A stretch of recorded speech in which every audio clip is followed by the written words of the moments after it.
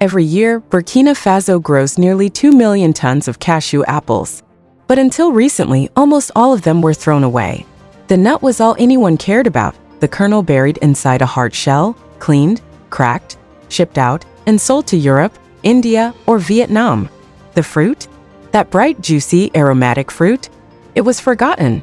But now that forgotten fruit is becoming a symbol of something much bigger. Not just a juice, not just a product, but a movement. In 2025, something extraordinary is happening in a small town called Péni. A $11.5 million factory is rising from the red soil, not to process nuts, but to transform the one thing everyone thought was useless.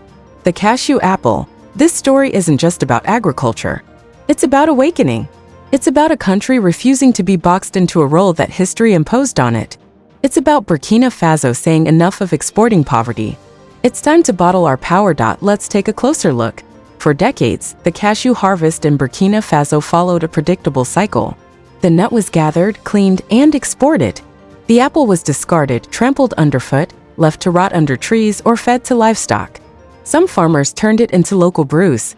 Others ignored it completely, but this wasn't just a missed opportunity. It became a mindset. A strange logic settled in: grow two things, sell one, dump the other. Generations of farmers believed the apple had no value because no one ever came asking for it. And yet, this fruit is one of the most vitamin C-rich in the world. Sweeter than oranges, more nutritious than most tropical fruits. In Brazil, it's fermented into wine. In India, it's bottled into juice. In Nigeria, it's used to make local spirits. But in Burkina Faso, it was a ghost fruit, seen, touched, tasted, but never valued. Why? Because global agriculture doesn't reward raw potential. It rewards systems, processing units, cold chains, branding, packaging, logistics, and above all, belief. Not belief in the fruit, but in the country. In itself, Burkina Faso didn't lack fruit. It lacked infrastructure, machines, markets. But most importantly, it lacked the permission to imagine a different path. For a post-colonial economy shaped by export dependency, such imagination was rare. But all of that is now changing. In 2024, a study by Cefcod revealed something shocking. Out of 400,000 tons of cashew apples produced in Burkina Faso, almost all of them went to waste.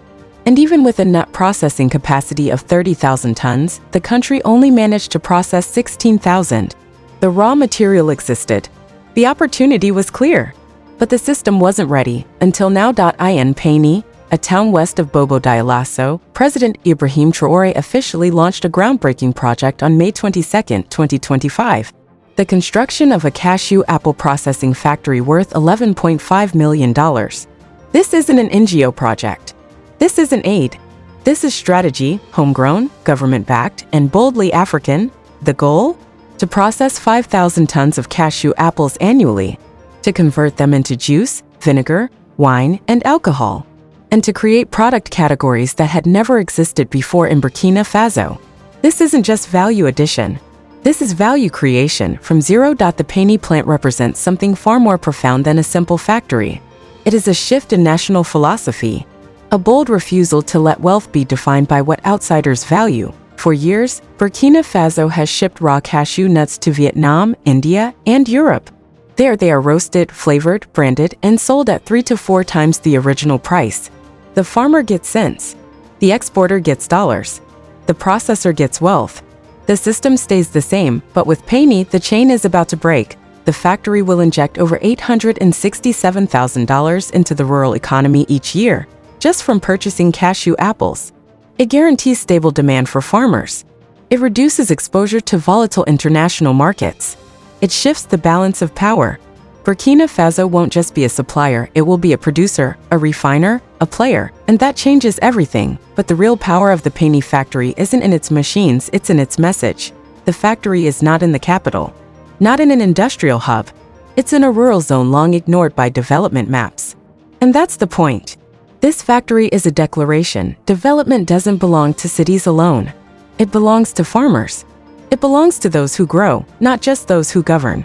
According to the Burkina Faso Council for Agro-Pastoral and Fisheries Sectors, CBF, this is just the beginning. The Péni plant is a model, a prototype. If it succeeds, similar factories could pop up across the country. Not just for cashew, But for mangoes, shea, sorghum, even cotton, the dream is to turn what was once considered waste into wealth sector by sector, region by region, and the timing couldn't be more perfect. Burkina Faso is currently undergoing a radical redefinition of sovereignty, militarily, financially, and now agriculturally. Under President Ibrahim Traoré, the country is pushing for monetary independence, a national gold refinery, and a state-run postal bank. The factory in Péni is part of that same vision. It's a link in a chain of autonomy. In 2024, Burkina Faso earned $111 million from raw cashew nut exports. But the final products made abroad brought in hundreds of millions more, profits that never returned home. That money didn't build roads, fund schools, or empower farmers. It vanished. Péni says no more. Instead of just shipping out raw nuts, Burkina Faso is about to export bottled juice, artisanal vinegar, cashew wine, premium products with high margins, long shelf lives, and huge market appeal. That's real economic transformation. But this isn't just about profits. It's about pride. Imagine if Burkinabe cashew juice is served in Senegalese cafes. If cashew vinegar lands on gourmet shelves in Côte d'Ivoire. If African airlines stock cashew wine from Burkina Faso. Suddenly, Africa becomes the market. Not just a pit stop between plantation and port. This is intra-African trade. This is regional value chains. This is liberation through industry. But make no mistake, this shift threatens the global order. If Burkina Faso can process its own crops, why not Ghana with cocoa? Nigeria with palm oil? Ivory Coast with rubber? The logic of raw export begins to crack. The dominance of Asian processing hubs starts to shake. And Western buyers can no longer dictate terms so easily. This is the quiet revolution. Yet no revolution is complete without people. The factory may be rising. The machines may be humming. But the real test lies in belief. Belief from farmers who must now become entrepreneurs. Belief from consumers who must trust a label that says Made in Burkina Faso. Belief from policymakers who must support local industries, not just raw exports. And belief from a nation that it can do more than just grow. It can build, brand, and lead. There are challenges. Packaging is still imported. Branding infrastructure is weak. Domestic glass bottle manufacturers don't yet exist. But these are hurdles, not walls. With the right support, these gaps can be filled. With the right mindset, this transformation can scale, but only if the people believe. Burkina Faso has been trained, often unconsciously, to accept its role as a raw goods supplier. Grow, ship, hope for a price. Transformation was always someone else's job. But the Péni factory demands a new way of thinking. It demands that schools teach food science as patriotism, that you see agro-industry as a career path, that farmers become shareholders in national progress, because without a mindset shift, even the most advanced machine is just metal. And so, we return to one final question. Can a factory change a country? We believe it can. Because this isn't just about juice. It's about justice. About rewriting the story Africa tells itself. About valuing what we've been taught to ignore. The cashew apple long discarded is now a mirror. A reflection of what Africa can become when it stops waiting for permission and starts building its future. Burkina Faso is no longer just a supplier of nuts. It's a designer of stories. A producer of pride, and soon, the world will taste what it once threw away. What do you think? Can cashew apples really change the fate of a nation? Do you support Traoré's vision for industrial independence? Let us know in the comments. And if you want to see more powerful stories from across Africa about culture, history, transformation, and sovereignty, don't forget to like, share, and subscribe.